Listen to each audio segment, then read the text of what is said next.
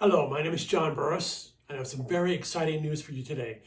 I have the new video here called the 12 Keys to Healthy Aging. And in this video, I'll be giving you a recipe for healthy aging. In my long experience of being alive, I've followed many recipes and found that many of them didn't work. And many were obsolete or ambiguous or flat out wrong. And so what I've created is, this is my recipe for how I got where I am and still alive and feeling pretty good. So I'm going to offer you that recipe today, the 12 keys to healthy aging.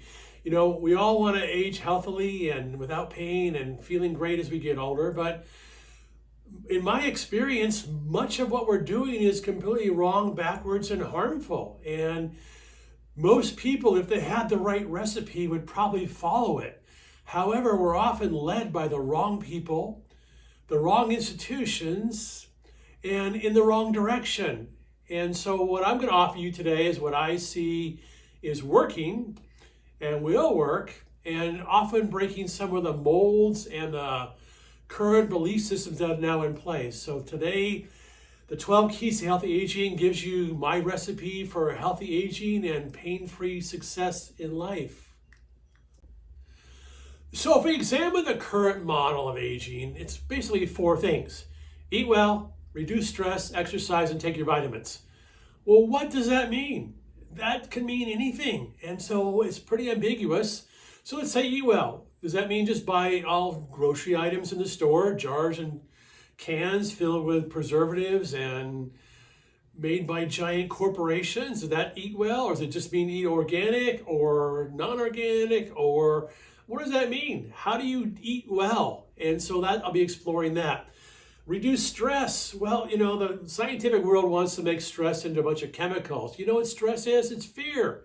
It's part of our nervous system response to anything that we stimulate as fear. So most people have no clue. It's an emotion. It's not a chemical. So in order to reduce stress, you got to deal with your emotional world. Exercise. Number 3, most people are exercising the wrong way, causing more hardship in their body, more pain, more discomfort. Most people are exercising incorrectly because they're following a scientific-based gym model that hardness is health. As a yoga teacher for 30 years, I can tell you the hard body is not a healthy body at all. So most people are exercising incorrectly for healthy aging. And so in this video, I'll show you what the right things to be doing. So, and the last part, number 4, is take your vitamins. So what does that mean? A multivitamin, vitamin A, vitamin C, vitamin B. Most people just take really poor quality vitamins with additives because they're cheap without recognizing that. If you're going to take vitamins, you want to target them for certain things and perhaps have an expert test you on what are the right vitamins for your body for today, for what's happening now, and you want high quality vitamins that are do the trick. So those are what's currently being taught today. Reduce stress, exercise, take your vitamins, and eat well. And it's a foolish idea because no one really knows what they're doing, and people are following a wrong model. That model isn't working, and I'm going to show you why in today's video and offer you a brand new model to follow. So once again, I'm going to present to you 12 keys to healthy aging today. And they're not necessarily in order. I mean, the order they're in right now is how I would prioritize them.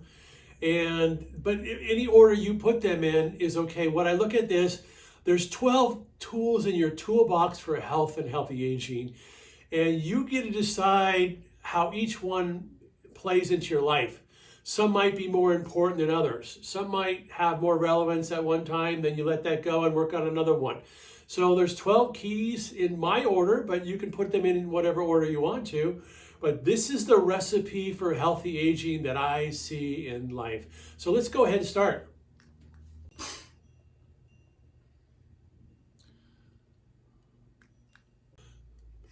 What I've noticed over time, the people who live the longest don't necessarily exercise or lift weights or get a hard body. They don't necessarily even eat well. But most of them have a good attitude. So number 1 in my list is positive attitude. Attitude is a vibrational experience. If you have a positive attitude, your nervous system, your body chemistry will do much better.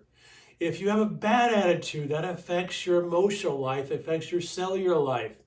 So the most important thing you can do for healthy aging is every day wake up with a positive attitude, looking for things to be grateful for, looking for hope in the world, because a bad attitude will affect your body chemistry. So once again, the people I noticed who live the longest aren't the ones running the marathons and the triathlons or even eating super healthy food. They might even smoke and drink a little bit. But in my experience, I noticed the ones who live the longest have a better attitude than most. So bad attitudes are dangerous for your body chemistry. So the first thing I recommend is positive attitude for the first key in healthy aging. So one of the exercises you can do to practice this, it's all about your mind, changing how you think. Every day before going to bed, while you're lying in bed, think about 10 things you're grateful for. And when you're lying in bed in the morning, before you get out of bed, think about 10 things you're grateful for. And if you practice this gratitude practice and change your attitude to a positive outlook, your body cells and your body chemistry will like that because your thoughts affect your chemistry. So vibration always comes first. So positive attitude is number one on the list here.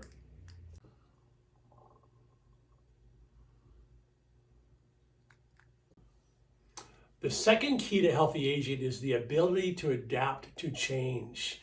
Now, change is inevitable. Everything changes in life, from our body structure to our finances to our relationships. You know, friends and family die, new people are born, we have financial issues. Look what happened in COVID, where we were adapting to change. A lot of people were forced out of their office now to work at home. We had to adapt to cultural standards and whatnot. Some people thrived, some people collapsed. So when you're able to adapt to change, you do better, because when you're resisting change, you're in a fear mode and you're in a stress mode. So what I noticed, for example, let's say an older person has to go into retirement home. A person who is able to adapt to change will thrive. They'll go, wow, look at all these new friends. I can play bingo every afternoon. I've got people to have dinner with now. I'm never lonely. I got a great environment around me. Somebody who doesn't adapt to change, resist change, is going to die quickly in that old age home because they don't want to change. They're frustrated. They got kicked out of their house or their living environment. Their family forcing them into a home. So the resistance to change is actually what's going to kill them quickly. So in order to thrive in our life, we have to be able to adapt to change. It's a survival system, because when you can adapt to change, weather patterns, for example, it's not about global warming, it's about, can we adapt quick enough to the changing weather patterns? That's how you survive and thrive. So the second key in this is ability to adapt to change. And if you're someone who says, well, I don't like change, well, that's like a deadly disease. We need to learn every day to embrace change and be excited for change. And not that traditions need to go away, but I mean, change is going to happen. And if we keep resisting change, we will be succumbing to a quicker death, because ability to adapt to change is number two key to healthy aging.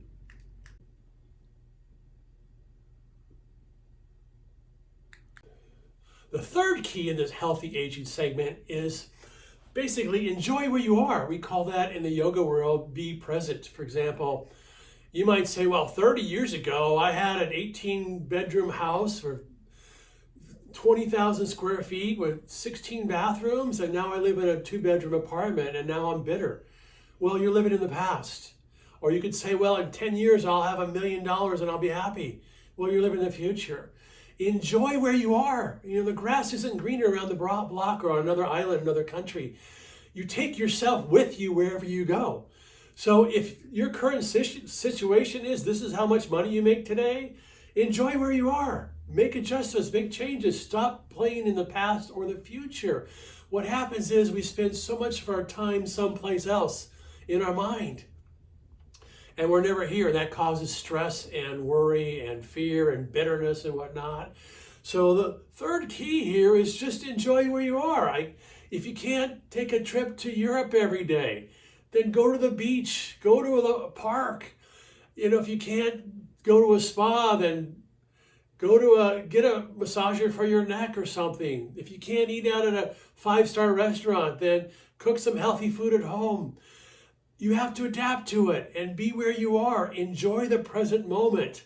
If you can't be on an airplane flying somewhere, lay on the grass and look at the sky and dream about being somewhere. Use your dream life. So third key is be here now. Enjoy where you're at and learn to accept the present moment and be okay with it.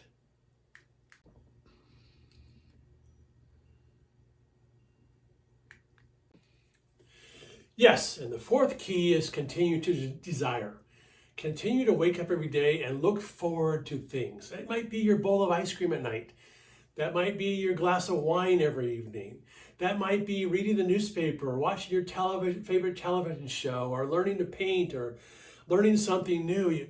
You have to continue desiring. If you have nothing to look forward to each day, you don't want to be here. You're gone. You're quickly out because you have to desire.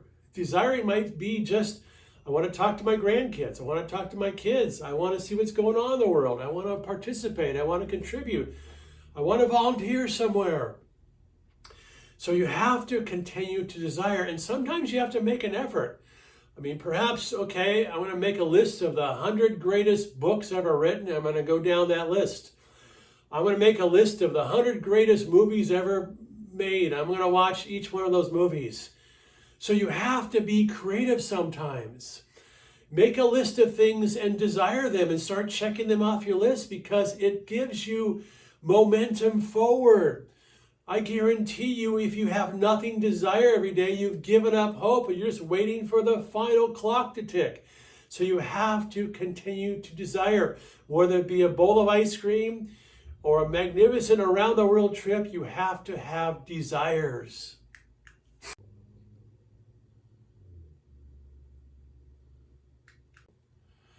And the fifth key to healthy aging is stop resisting. And what I mean by that, so there's two primary forces in the world, allowing and resisting. So if I took a ball at the top of a mountain and I rolled it downhill, it would go all the way to the bottom, wherever that was. Unless it hit something, a rock, a building, a wall, and that rock or building a wall would be resistance. So you have to keep allowing. Here's an example. If you have all kinds of your friends say, hey, John, come out bowling with us. Come out to the karaoke. Come out. We're going to go to the baseball game. And I go, no, I just want to stay here and grumble all day long. Well, I'm resisting. I won't allow anything new in my life. I'm in a state of resistance. Resistance is bitterness. You're not letting anything new happen. You're closed off to the world. So you want to stop resisting newness and openness, and you want to try new things, and you want to accept invitations, even if they're uncomfortable. Hey, I've never done salsa dancing, but my friends are going, let's give it a shot. I might be bad at it, but let's try it. When you're in a state of resistance, you're in a state of stress, and that's wearing your body down. So stop resisting, start allowing, even try new foods. One thing I used to do is every time I go into the supermarket, I'd look for something I never tried before. Go down an aisle and find, wow, I didn't even know that exists. Let's try it. I don't know what to do with it. Or I would go to a different gas station and drive it down a different street, find new neighborhoods to go through. So you can stop resisting and be in a state of allowing and create newness, and that helps your nervous system and your stress response. So number 5 is stop resisting.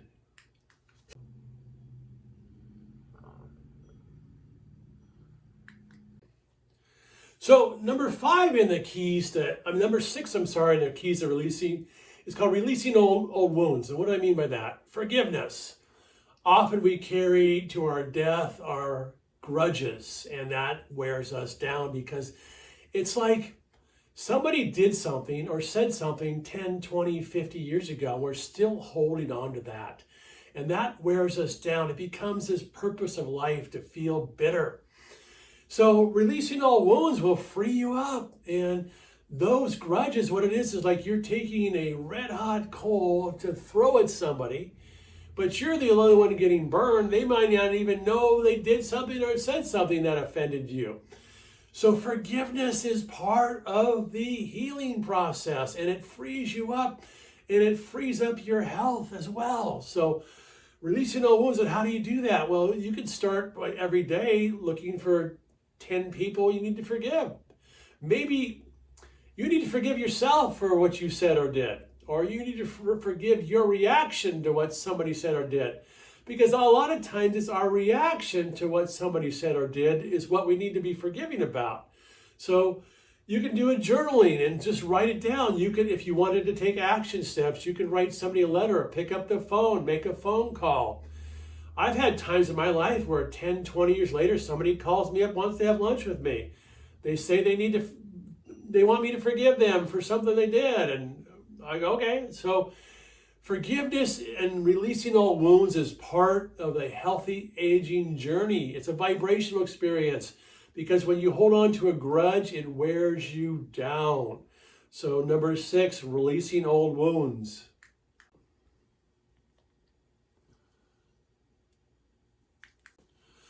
So number 7 in the keys to healthy aging is expansive movement. So I finally get to exercise, and somebody might be saying, wow, it took you 7 of these steps to finally get to exercise? I said, yeah, because the first 6 are all about vibration. And if we change our vibration first, it's a much better strategy.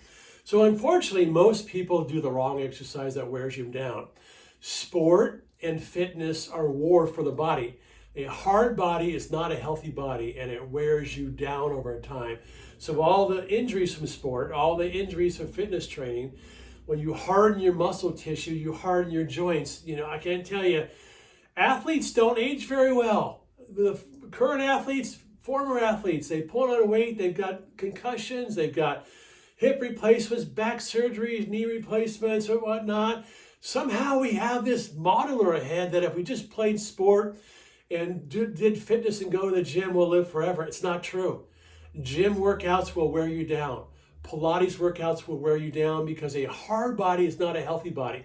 So what I recommend in expansive movement, for example, about 70% of what I do currently is yoga. Yoga expands my body, gives me the range of motion, the strength I need, the cardio I need, the flexibility I need, and I'm pain-free at 65 with complete flexibility. And this is after a career of sports and injuries and weightlifting and training that lasted the first part of my life.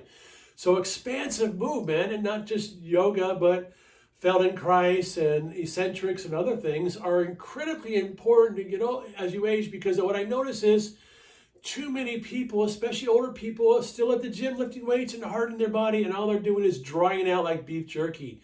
So expansive movement is a critical step in healthy aging.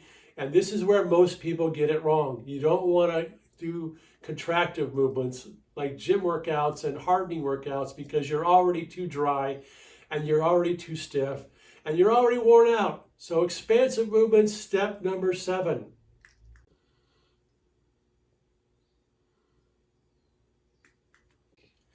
So number 8 in the steps here is bodywork and massage. Why? Because our bodies get run down by stress, by exercise, by accidents. And, you know, most people don't go through life without some kind of trauma, a car accident, a skiing accident, a bicycle fall, or whatnot. And those traumas don't go away. Your body holds on to them like a sponge. Your body tells the story of your entire life like a sponge.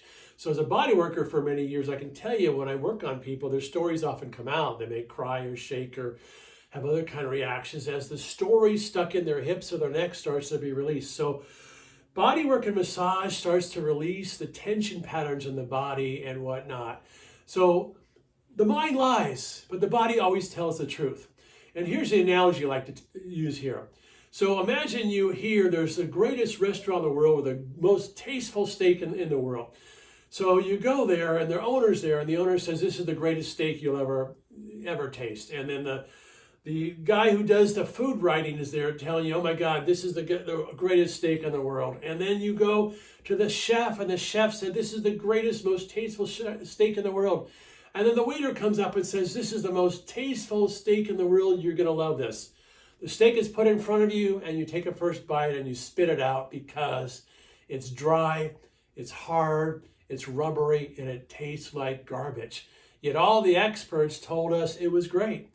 Well, the same thing happens with our body. We're told by the fitness experts, by the media, by the articles and magazines, and by the medical doctors and the physical therapists to harden and tighten our bodies. Yet a qualified massage therapist would touch your body and go, yuck, all this yucky tissue going on here. Your body is full of yuck. And so that happened to me when I was very fit and active and unconscious for many years. And I had a massage therapist say to me, wow, did you know your left leg is 4 times as tight as your right leg? And I had no idea because I was so numbed out with fitness. So your body doesn't lie, your mind does. And we keep telling ourselves how healthy we are. And your massage therapist or body worker are going to tell you, well, you know what? There's a whole other story going on here because your body isn't very healthy at all. So body work and massage are incredible tools to open up the tissues, create circulation, start to unravel many of the injuries you've carried with you, many of the tension patterns, and you start to correct those patterns. Most people don't know they can feel good in their bodies because they've never tried it. So body work and massage, incredibly important tools. Step number 8 in my 12-step program.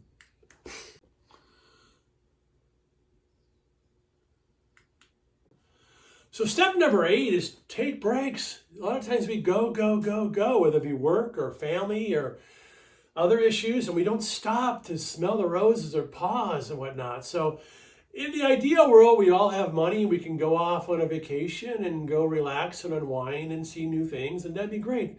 A lot of us can't do that, so we have to find other ways.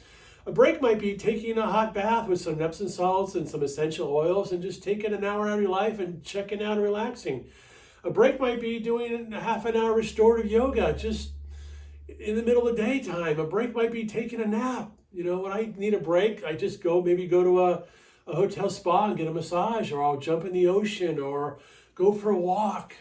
So you've got to take breaks to get out of the cycle you're in. It wears you down over time. You can't just do the 40-hour week, Monday through Friday, or you'll be worn down.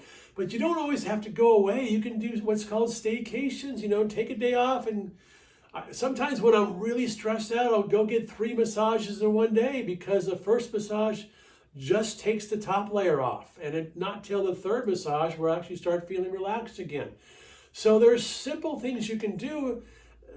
Essential oils and Epsom salts in a bathtub don't cost much, but there's other things you can do without leaving town.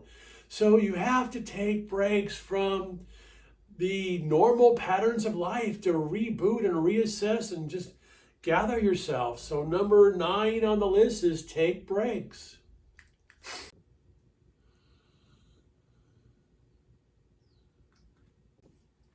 And here we are at number 10, eat close to nature. I know many people will think that's sacrilegious that I put food at number 10 and not the most important, because in many people's world, food is the most important thing you can choose when living for a long, healthy life. And I don't see that at all.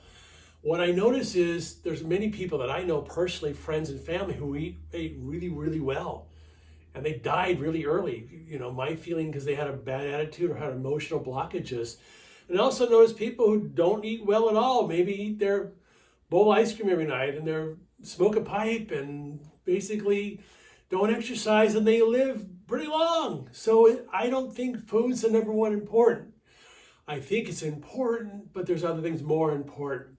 When I said eat close to nature, what am I saying? Well, you don't need to go out in a picnic. What I'm saying is eat as close to the source as possible in healthy organic food without pesticides and without all kinds of preservatives in that. So you want to keep eating food that's grown in healthy soil, healthy water, healthy air. And as much as you can do that, you keep the toxins and pollutants out and give yourself more nutrients. There's a big difference between organic produce and non-organic. The soils are better in organic produce, so you have more minerals and more nutrients. When a farmer who grows in a conventional fashion with pesticides, they don't care that the produce doesn't have any nutrients in it. They get paid by bulk or the weight of the produce, not the amount of mineral content. So they don't care that there's no minerals in it. So you want to eat closer to nature. Also, there's something called orthorexia nervosa. It's the disease of eating correctly. These are the food police who get so worked up on if you're eating the wrong food. So that creates all kinds of stress in your life. So eat as close to nature as possible and also feel good about the food you're eating. Don't spend so much time worrying or fretting about it. Feel good about it. So eat close to nature, number 10.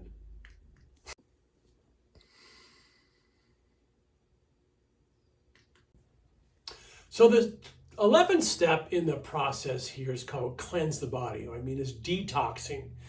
Your body collects garbage in the rest of our lives. You collect dead cells and pesticides, and the drugs get stuck in your liver and your gallbladder or whatnot. The average gallbladder is filled with gallstones and it clogs you up. And you know what? The number one surgery in America that makes money for medical doctors is gallbladder surgery, where they remove the gallbladder because it's clogged with stones. You know, if you cleanse your gallbladder for less than $5 with certain natural products, you flush out your gallbladder and you don't have to get it removed, but the doctor won't tell you that. So your systems need to be filtered out. Like your car has filters, your oil needs to be changed, your filters need to be changed, your body has filters that get clogged up.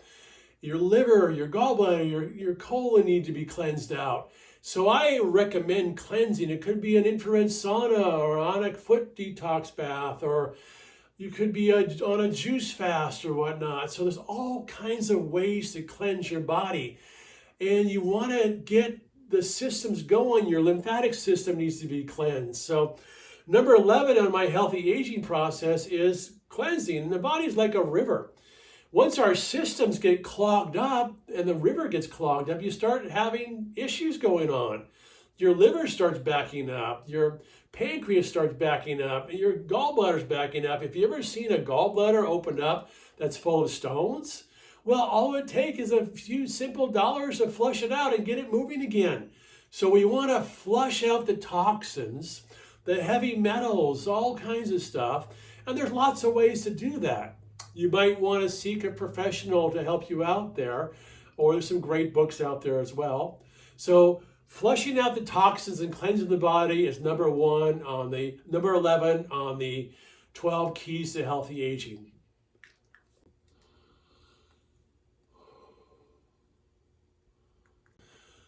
Now, number 12 on my list is supplements. Now, the food supply, in my opinion, today isn't what it used to be. We've lost a lot of nutrients in our food because of poor soils.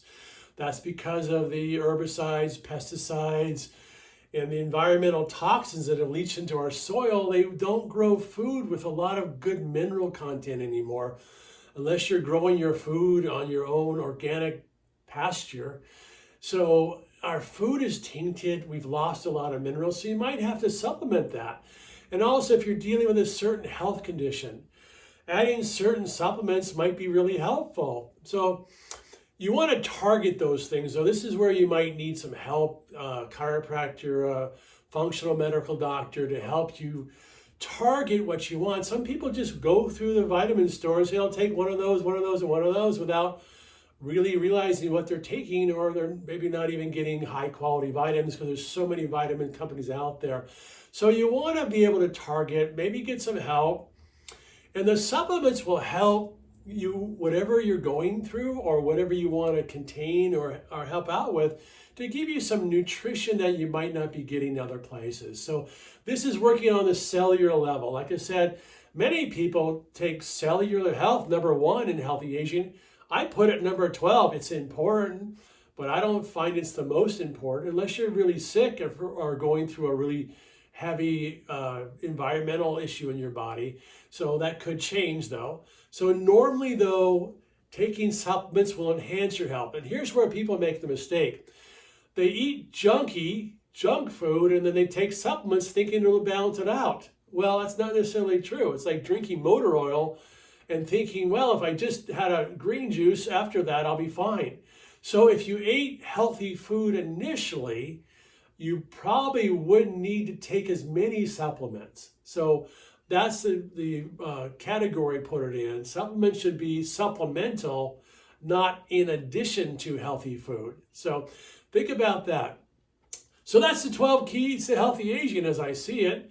And once again, they're not necessarily in the order that you might like, but find what order works for you. This is the model that I follow in my life. And once again, it contradicts the government model of the food pyramid. It contradicts the exercise model of harden your body. It contradicts the psychological model of just go to therapy and you'll be fine. So this is the model that works for me because it's based in natural principles and it works for me. If you like to try it, go for it. You can make additions or subtractions that work for you. But this is my 12 keys to healthy aging. So enjoy the journey. Please follow me on my website, johnburros.com. Subscribe to this channel for more leading edge videos to come and be part of the leading edge revolution as we move forward with exciting new ideas to come. Thank you for watching.